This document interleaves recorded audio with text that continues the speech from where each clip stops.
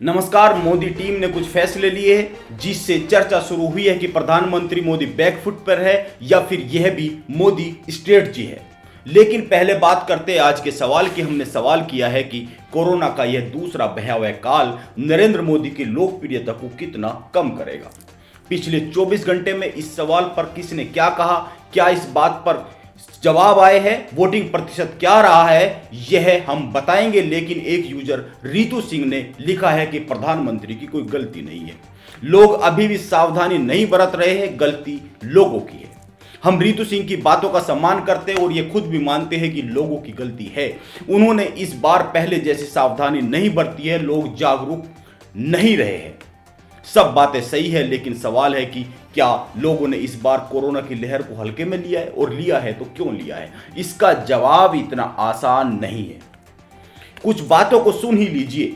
आपको याद होगा दिसंबर में रिजर्व बैंक ऑफ इंडिया ने कहा था कि भारत कोरोना संक्रमण के खात्मे की ओर बढ़ रहा है। यह वही दौर था जब देश के प्रधानमंत्री नरेंद्र मोदी को वैक्सीन गुरु कहा जा रहा था और भारत दुनिया के कई देशों में वैक्सीन पहुंचाने की तैयारी कर रहा था। इसी समय पर देश में वैक्सीन बनाने वाली दोनों कंपनियां आपस में लड़ रही थी और एक दूसरे की वैक्सीन में कमी निकाली जा रही थी और मीडिया इस लड़ाई में टीआरपी खोज रहा था। इतनी महत्वपूर्ण दवाओं की विश्वसनीयता को खंड खंड किया जा रहा था। यहीं से इस विचार की नींव रखी गई कि कोरोना कुछ ताकतवर लोगों की कमाई का जरिया बनता जा रहा है, क्योंकि इसी समय पर यह चिल्ला चिल्ला कर कहा जा रहा था कि कोरोना काल में फला ने इतनी ज्यादा दौलत कमा ली है, फला की दौलत में इतना ज्यादा इजाफा हो गया है। इस तरह की रिपोर्ट मीडिया में आ रही थी और इसी बीच फरवरी आता है और इसी माह के अंत में चुनाव आयोग ने 5 राज्यों में विधानसभा चुनाव का ऐलान कर दिया।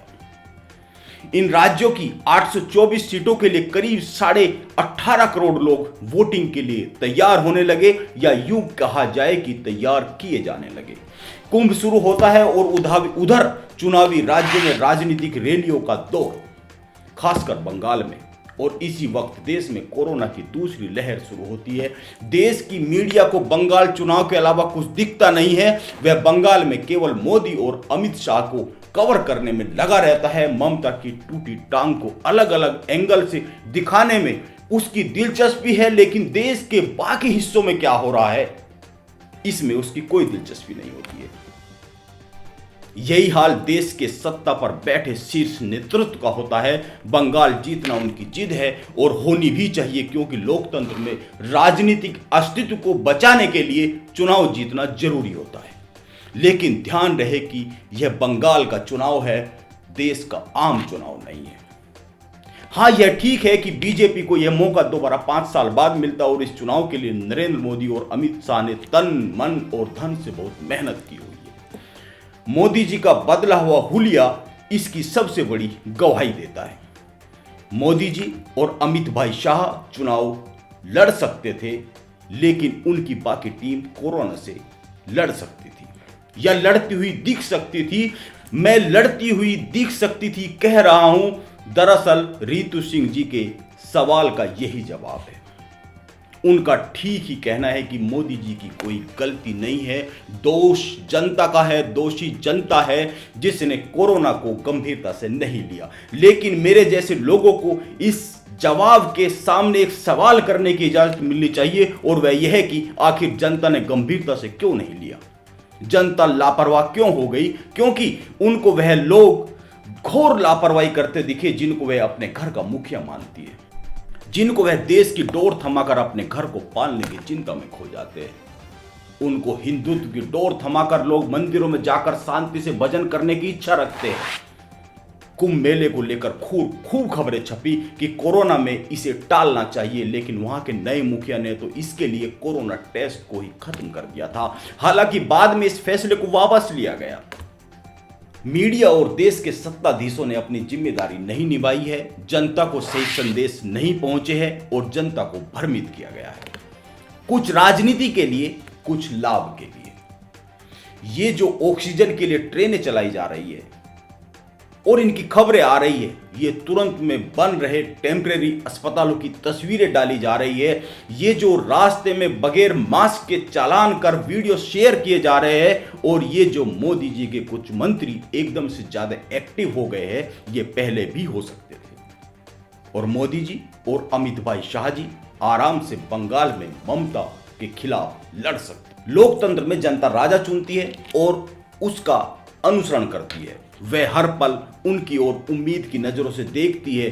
परिस्थितियां कैसी भी रहे, राजा को निभानी पड़ती है और जनता से संवाद रखना पड़ता है। और संवाद रखना पड़ेगा, ऐसा नहीं हो सकता कि आप केवल इसलिए संवाद ना करें क्योंकि आपको उस संवाद से कोई लाभ नहीं दिखता है। और जब तक लाभ की स्थिति ना आ जाए, संवाद को स्थगित रखते हैं। संवादहीनता परिस्थितियों से भागना है। आइए अब मुद्दे की बात पर आते हैं, लेकिन उससे पहले आज के सवाल का जवाब देख लेते हैं। कल का हमारा सवाल था, कोरोना का यह दूसरा भयावह काल नरेंद्र मोदी की लोकप्रियता को कितना कम करेगा। इसके जवाब में 58% ने कहा है कि मोदी जी की लोकप्रियता 80% तक गिरेगी। 27% ने कहा है कि कोई फर्क नहीं पड़ेगा। 10% ने कहा है कि 10% तक लोकप्रियता गिरेगी और 6% ने कहा है कि 50% तक मोदी जी की लोकप्रियता कम हो सकती है। हाँ, तो मुद्दे की बात यह है कि बीजेपी ने फैसला लिया है कि बंगाल में भाजपा बड़ी चुनावी रैलियां नहीं करेगी। कल मोदी जी के एक मंत्री राहुल गांधी की खिल्ली उड़ा रहे थे जब राहुल गांधी ने कहा था कि हम बंगाल में रैलियां नहीं करेंगे। आज बीजेपी कह रही है कि हम बड़ी रैलियां नहीं करेंगे। प्रधानमंत्री की रैली में भी 500 से अधिक लोगों की इजाजत नहीं होगी। बंगाल में अभी 3 चरण का चुनाव बाकी है। नरेंद्र मोदी की टीम ने यह फैसला क्यों किया? वे जनता के गुस्से को भांप गए? मोदी टीम बैकफुट पर आई है या फिर यह भी कोई मोदी स्ट्रेटजी है? जैसा कि मैंने शुरू में कहा था, इसके जवाब में मैं बस इतना ही कहूंगा कि आप सोशल मीडिया पर जाइए और बंगाल में मोदी जी और अमित भाई शाह जी की रैलियों की लाइव स्ट्रीमिंग में जो कमेंट्स का महासागर है वह देख ले, आप खुद समझ जाएंगे। यह देश अपने भीतर हजारों सालों की सभ्यताएं पाले है। यहां फैसले खूनी सड़कों पर नहीं लिए जाते हैं, जनता फैसले लेकर मन में रख लेती है। बंगाल जरूरी है, लेकिन ये तस्वीरें भी देख ले, यह दिल्ली का आनंद विहार है। लोग डरे हुए हैं, वह भाग रहे हैं क्योंकि भयभीत है। कहीं रोटी के साथ जान भी ना चली जाए, इसका डर है। नमस्कार।